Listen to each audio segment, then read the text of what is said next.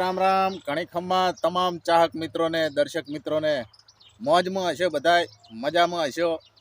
પણ એવો જોરદાર જોક્સનો વિડીયો લઈને આવ્યો છું ને, તમારો બધો કંટાળો થોડી વારમાં દૂર કરી દઉં। હા, વિડીયો પૂરો જુઓ અને સાંભળો જોક્સ એવા સંભળાવું કે મજા પડી જાય। હા, તો શરૂ કરું જોક્સથી। હમણાં એક મામલતદાર કચેરીમાં મારે કામ હતું, થોડું ગયો। હવે કામ પતાવીને હું નીકળ્યો એટલે બાજુના રૂમની ઉપર લખેલું કે સહી કર્યા પછી અંગૂઠાની સહી ભીતે લૂંછવી નહીં। એટલે આપણું મગજ જીવ નેચે લખી નાખ્યું કે વાંચતા આવડતું હોય એ તારો બા અંગૂઠો કોઈ મારે ખરો? આવું બધું પ્રવચન કરવાનો ક્યાં આવે છે કહો? જાણવા જેવો નહીં મિત્રો। બીજો હભળાવું। પત્ની વળી એમ કે આ તો સારું થયું હું આવી તમારા ઘરમાં અને આ બધું તમારે સારું થયું। ઓય મારા પગ પડ્યા તાર બધું સારું થયું। મેં કીધું એકવાર તારા ભાઈના અહીંયા પગલા પાડીએ ને અહીંયા નકરો ભૂખમરો જ છે। માતાના 3 દાડા રીહણા હેડે। મિત્રો, કોઈ પણ જગ્યાએ કન્યા જોવા જો કે છોકરી જોવા જો ટૂંકમાં, તો પહેલી વાર જોવા જો એટલે છોકરી એકદમ રેડિયાથી પણ ઓછા અવાજમાં બોલતી હોય। બોલો, હા, એ બોલે પણ એ પણ ના સમજાય અને એટલા ધીમા અવાજથી બોલે। પણ જ્યારે લગ્ન કરીને આપણે ઘરે લાવીએ એટલે એનો અવાજ ડીજે કરતાં પણ બમણો વધી જાય છે। બોલો, હા, અને લાઈટ તો કોદાળો જાય જ નહીં, રોજ ડીજે વાગે। એક ભાઈ પાટણમાં હોટલની અંદર જમી અને બહાર નીકળ્યા અને જોયું તો એમનું બાઇક ચોરાઈ ગયું હતું। બોલો, એટલે ફેર પાછા હોટલમાં જઈને રાડ પાડી કે જેણે પણ મારું બાઇક ચોર્યું હોય એ 10 મિનિટમાં પાછું આપી જાજુ, ને કે જેવું મહેસાણામાં થયું હતું ને એવું અહીંયા થશે।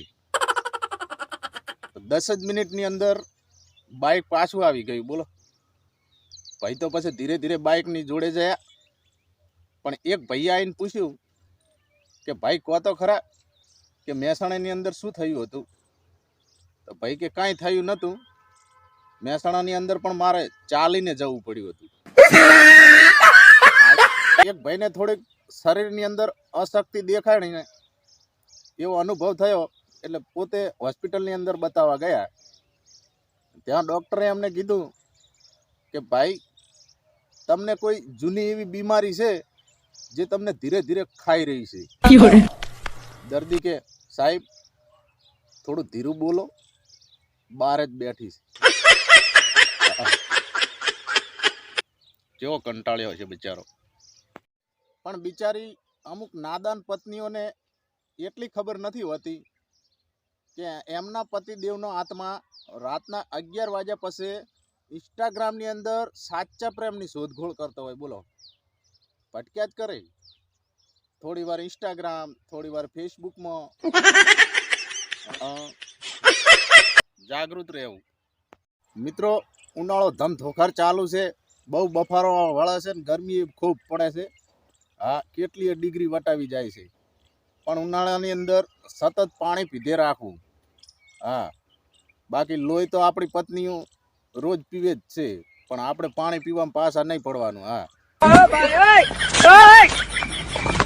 અમુક લગ્નમાં પપ્પાની પરિયું 10 વાટકી રસ પી જાય, 2 થાળી દાળ ભાત ખાઈ જાય, 7-8 રોટલી ઝાપોટી જાય, અને ઘરે આવીને પપ્પાને કે પપ્પા પેટમાં દુખે છે, તો પપ્પા વળી કહે છે મારી દીકરીને કોકની નજર લાગી। બોલો, હે તકનું ઠોસીને આવ્યો હોય તો પેટમાં ના દુખે તાર ટોંટી એમ દુખે?